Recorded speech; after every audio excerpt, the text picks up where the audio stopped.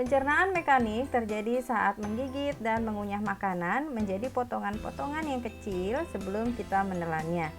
Di dalam lambung, pencernaan mekanik juga masih terjadi.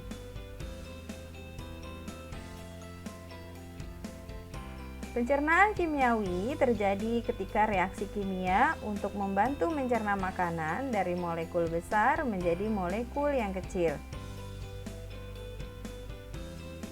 Pencernaan kimiawi ini terjadi di dalam mulut, lambung, dan usus halus. Pada pencernaan kimiawi dapat dimungkinkan karena adanya bantuan dari enzim. Makanan masuk ke dalam lambung melalui esofagus dengan gerak peristaltik. Ketika kita makan, makanan yang masuk ke dalam lambung akan diaduk, dicampur, kemudian dikocok menjadi pecahan-pecahan yang lebih kecil.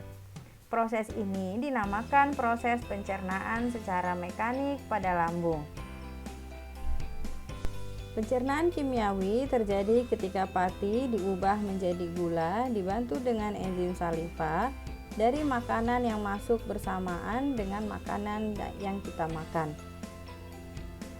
Lambung memiliki asam klorida yang berfungsi untuk membantu melunakkan makanan menjadi larutan dan memiliki enzim pepsinogen yang membantu mencerna protein.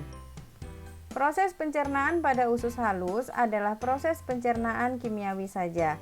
Proses ini banyak terjadi di duodenum dengan 3 zat kimia seperti protein, karbohidrat, dan lemak akan dipecah dan diserap.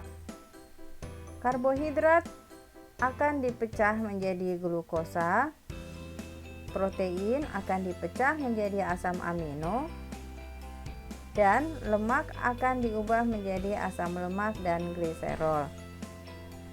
Pankreas menghasilkan enzim amilase yang berfungsi untuk memecah protein dan enzim lipase untuk memecah lemak.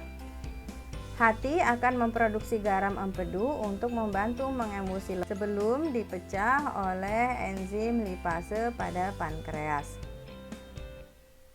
Setelah dipecah, makanan akan bergerak ke yeyunum dan ileum untuk diserap. Hasil pencernaan akan diserap di yeyunum. Di dalam yeyunum terdapat dinding lipatan melingkar yang besar seperti jari yang disebut dengan villi atau jonjot. Di dalam villi terdapat kapiler darah yang menyerap asam amino dan glukosa, dan pembuluh limfa yang menyerap asam lemak dan gliserol yang akan diserap dan diedarkan ke seluruh tubuh. Kemudian, sisa makanan akan bergerak menuju usus besar dan dikeluarkan melalui anus.